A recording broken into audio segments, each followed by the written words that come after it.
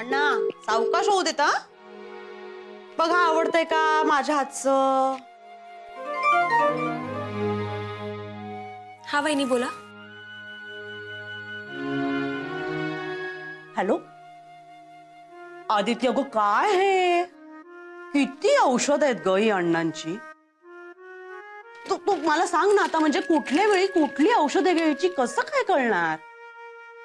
अर्धा तास झाला तर समोर घेऊन बसले ही औषध. वहिनी त्यातच मी एक चिठ्ठी ठेवली आहे आणि त्यात लिहिलंय की ती औषधं कधी घ्यायची आहेत. अगं बाई हो का, या डब्यात ठेवलीस का त्यांच्या. काय बाई अगं कचरा भरला होता ग त्या डब्यामध्ये. हा मी आपलं नको नको ते उचलून फेकून दिलं ना, त्याच्यात होती का ती चिठ्ठी. रे देवा, आता बघितलंस ना, हे असं होतं. सगळी कामं अशी एकदम अंगावर पडली ना की टेन्शन येतं मला आणि मग काही लक्षातच राहत नाही, असं गडबड होते सगळं. बघ आता मला काय वाटलं की त्या अण्णा तर जेवतील ना, मग त्यांना डोळ्यावर झापड येईल, झोपतील, तर त्याच्या आधी त्यांच्या औषधांबद्दल तुला विचारावं म्हणून हे सगळं फोन केला मी तुला. अण्णांचं जेवण झालं का? 2 घास जास्तच गेलेत.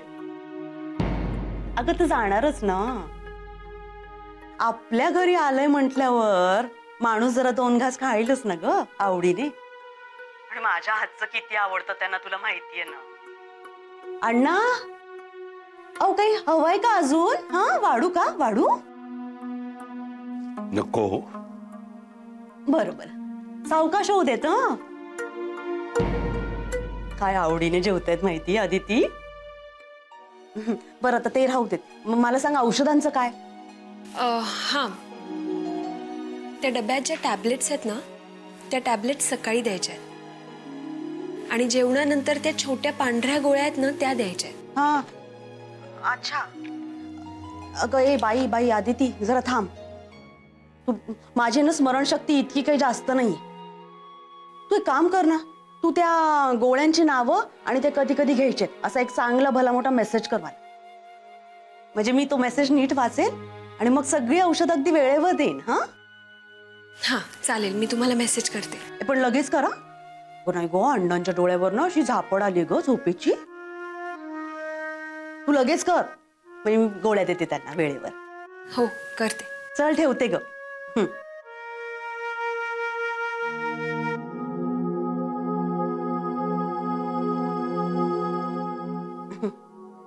अण्णा आदिती करते हा मेसेज, मग देईन हा तुम्हाला गोळ्या.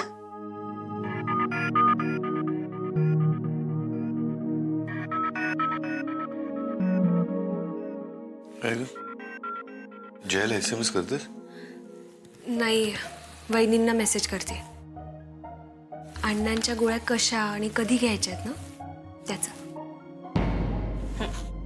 झालं असेल. तुला काय वाटतं आदिती, हे दाभोळकर एवढ्याशा कारणावरून जयवर चिडले असतील? मला नाही माहित. तू एक काम कर, फाईल घे आणि केबिन मध्ये जा, म्हणजे तुला कळेल तिकडे काय सगळं ठीक आहे की नाही ते. ठीक आहे.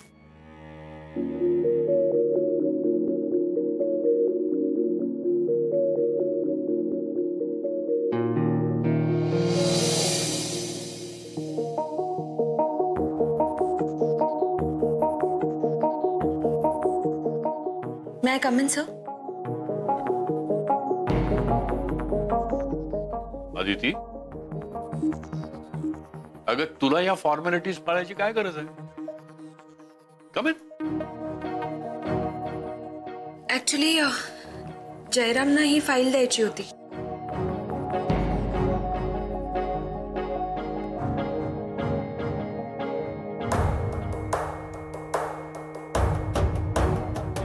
या ना प्लीज.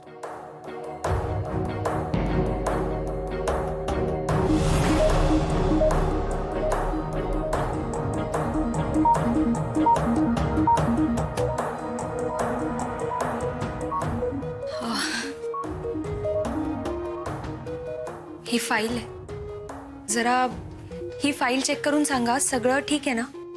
फाईल हां, ह्यात क्लायंट्सचे काही प्रॉब्लेम्स आहेत, तर जरा प्लीज चेक करून सांगाल का? सगळं नीट आहे ना?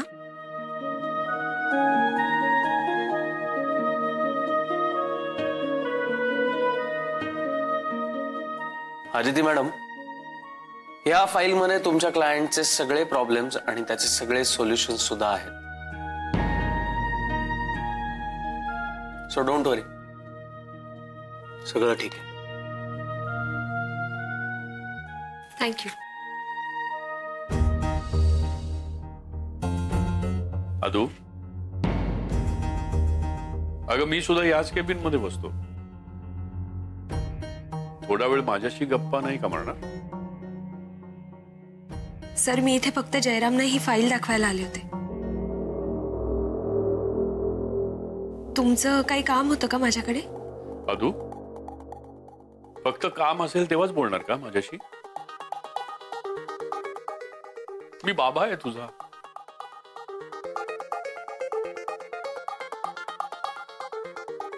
आपल्या पर्सनल आणि प्रोफेशनल गोष्टींची सरमिसळ व्हायला द्यायची नसते, असं मी कोणाकडून तरी शिकले.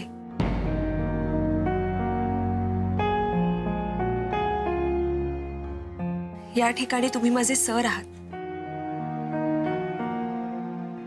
मला माहितीये तुम्ही सुद्धा तेवढेच प्रोफेशनल आहात.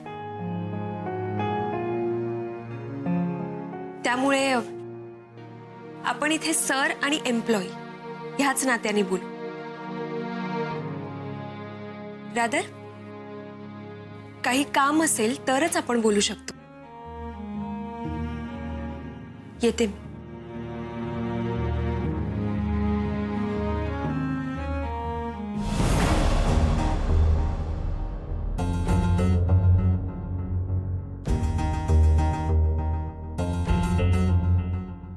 मिस्टर जयराम खानोलकर, या खुर्चीमध्ये बसायला मिळालं म्हणजे आभाळाला हात नाही टेकले. केबिन मिळाली ना की जबाबदारी वाढते आणि ती जबाबदारी पेलण्याची कुवत असायला लागते. तुला नाही जमणार आहे हे सगळं.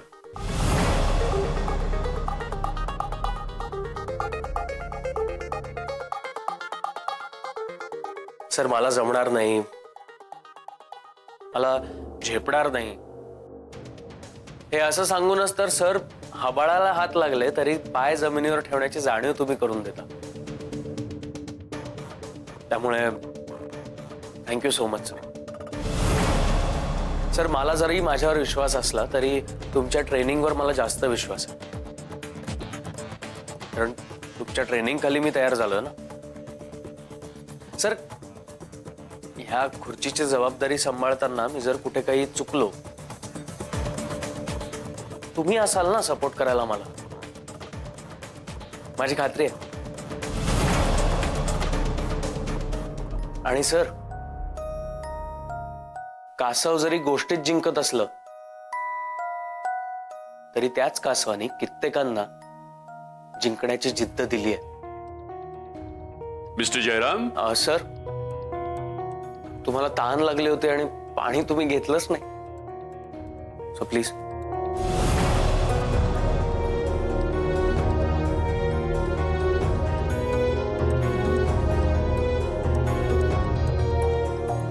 तुम्हाला काही लागलं तर सांगा, मी आहे इथेच.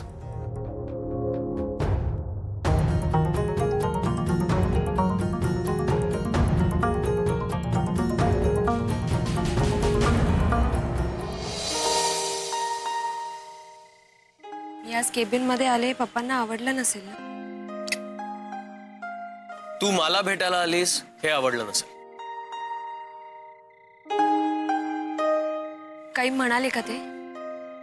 खरं सांगू, मला आत्ता ते फार महत्वाचं वाटत नाही, त्यामुळे मी लक्षच दिलं नाही. जय, तुला तुला प्रमोशन मिळालं याचा खूप आनंद झालाय मला. पण तू आणि पप्पा एकच केबिन शेअर करताय याचा मला आनंद व्हायला हवा की टेन्शन यायला हवं हेच कळत नाहीये. आज जेव्हा कळलं ना आत केबिन मध्ये पप्पा एवढे चिडचिड करतायत तेव्हा मला काही सुचेच ना. आणि त्यात तुम्ही नवरे काकांना असं विचारलं. दाभोळकर सर तुम्हाला ओरडले का? अगं त्यांना किती ऑकवर्ड झालं असेल, ते तरी काय करतील. नवरे काकांची सुद्धा कमालच आहे. अरविंद काकांना आणि मला इतकं टेन्शन आलं होतं. मी फाईल घेऊन जेव्हा केबिन बाहेर आले ना, तेव्हा अरविंद काका बिचारे तिथे घुटमळत होते. मग मी त्यांना सांगितलं की आज सगळं ओके. तेव्हा कुठे ते रिलॅक्स झाले.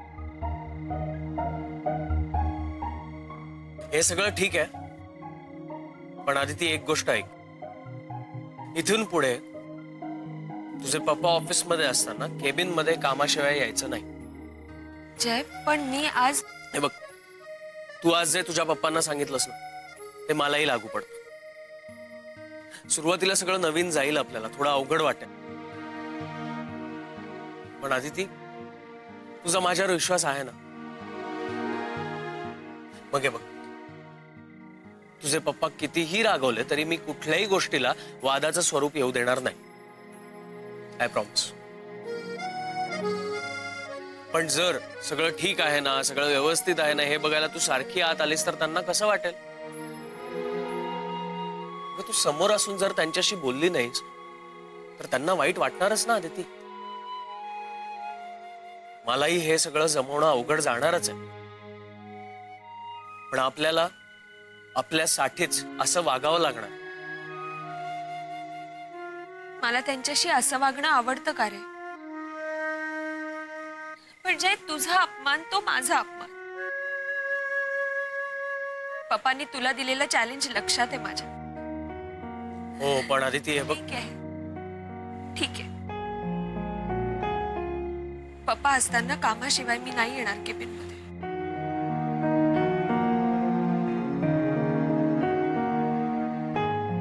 Aditi, I am sorry. Sorry नको म्हणू जय. तुझं म्हणणं मला पटलंय म्हणून म्हणाले मी.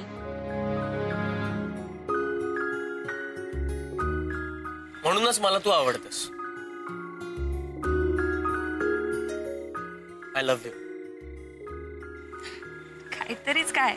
अगं काहीतरीच नाही, खरं. बरं चला, निघायला हवं. आज अण्णा घरी नसतील ना आज? आज दुपारी वहिनींचा फोन आला होता अण्णांच्या औषधांसाठी. नीट काळजी घेतली पाहिजे म्हणजे मिळव. घेतली जाईल, डोंट वरी. बरं चल, आता खरंच निघूया, नाही तर काका वैतागतील. चल.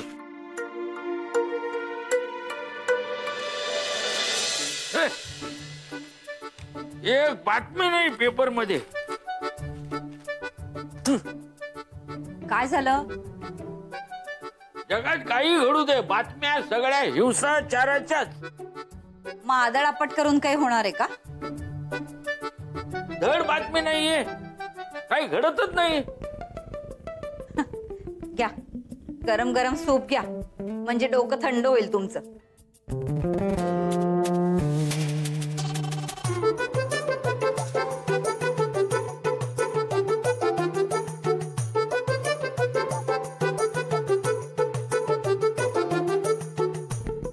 आता काय झालं? सूपची सवय अण्णांमुळे लागली, आणि आता ते नाही तर काही सूप घेण्यात मजा नाही वाटत. अहो, असं काय करताय तुम्ही? काय गप्पा मारायचो आम्ही, तर काय करत असतील तिथे काय माहित. ते असं सूप आता तिथे मिळत असेल का त्यांना? ते त्यांच्या मुलाकडे आणि सुनेकडेच गेलेत ना? हे असली सून, तिच्यासारखी बाई बघितली नाही मी. म्हणजे डोकं आहे दिलाय, पण वापरायचं कुठे हे कळत नाही. अरे देवा, तिचं नाव काढलं आणि माझ्या तोंडाची सगळी चवच केली. हे नको मला सूप ठेव. अहो, उगीच वड्याचं तेल वांग्यावर काढू नका. तुम्हाला अण्णांची काळजी वाटते तर त्यांना फोन करा ना. हे उगीच असलं काहीतरी वागू नका. करतोच अण्णांना फोन. बघ,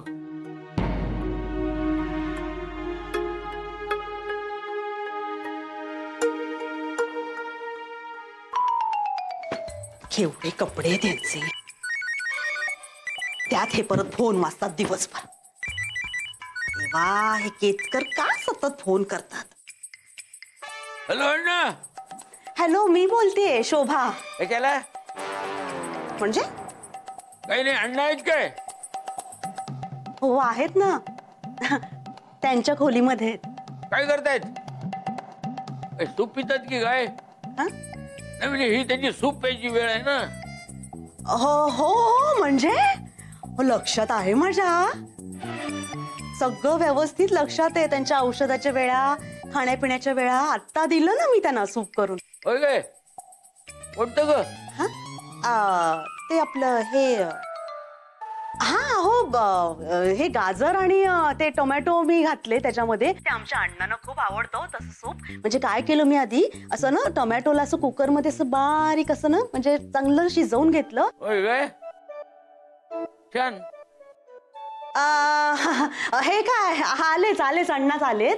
तुम्ही बोला हा त्यांच्याशी. हा, घ्या घ्या. केतकर आहेत, केतकर. काय हो केतकर, तुमचीच आठवण येते खूप. फोन सहजच केलात की? हो अण्णा, तुम्ही जे म्हणालात ना तेच सांगायला फोन केला मी तुम्हाला. तुमची खूप आठवण येतो अण्णा. काय आता सूप घेत होतो, पण तुम्ही नाही म्हटल्यावर काय ते घशाखाली उतरतच नाही हो. म्हणून म्हटलं तुम्हाला फोन करू. पण काय तुम्ही कसलं सूप पिताय? आमच्याकडे टोमॅटो सूप आहे.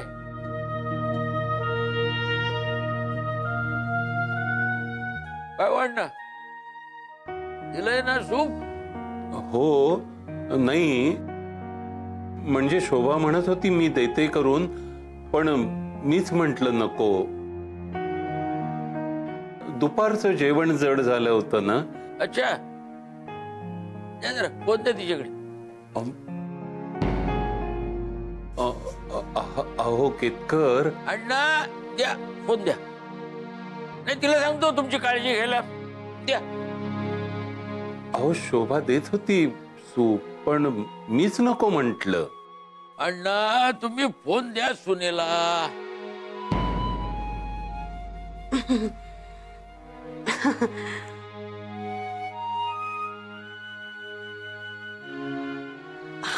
तर त्याचं काय झालं ना काका, अहो मी खूप आग्रह करत होते अण्णांना की अण्णा अहो सूप घ्या, तुमच्या तब्येतीसाठी चांगलं आहे, ते हृदयासाठी चांगलं आहे. मी चांगलं ते ना गाजर टोमॅटोचं करून देत होते की नाही अण्णा. मग तेच नाही म्हणाले. मी विचारलं का तुला? हा, आणि ऐक अण्णा खूप कमी दिवस राहिले असले ना आमच्याकडे तरी तुझ्यापेक्षा जास्त ओळखतो मी त्यांना. आता मी तुला काहीतरी बोलणार म्हणून ते माझ्याशी खोटं बोलले, म्हणून तू असं समजू नकोस मी तुला काही बोलणार नाही. काय गाजर आणि टोमॅटोचं सूप बघितलंस काय कधी?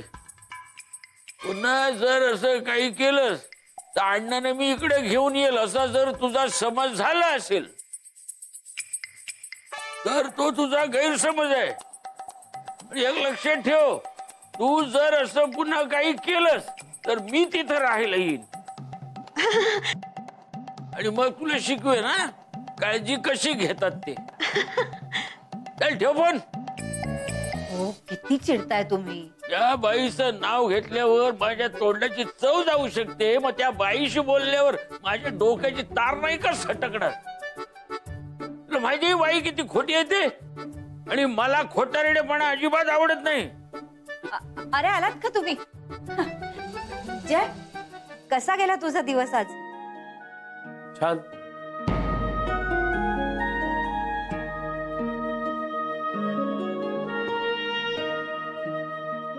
तुला विचार फोन का ठेवला होता? सासरा आला होता म्हणून की आणखीन काही? हसते काय तू? अहो तुम्ही काय बोलताय, मला काही कळतच नाहीये. त्याला विचार फोन का ठेवला होता? सासरा आला होता म्हणून का आणखीन काही?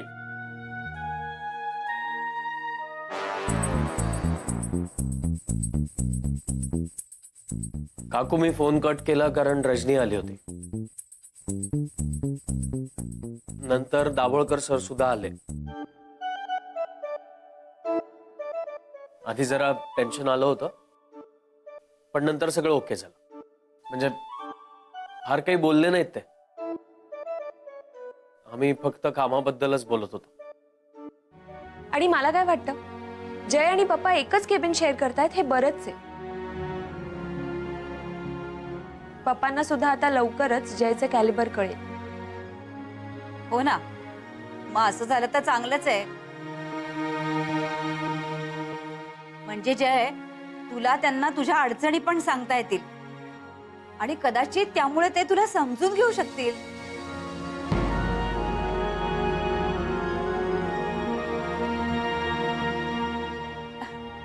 चला बरं, फ्रेश होऊन या तुम्ही, आपण जेवायला बसू.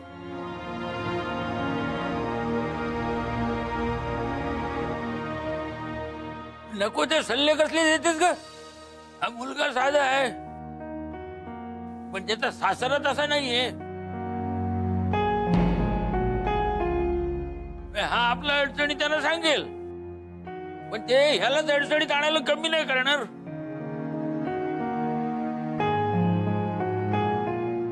पोरं कितीही खुश दिसली, पण मी त्यांना जितकं ओळखतो त्यावरून जयने सावध राहायला हवं.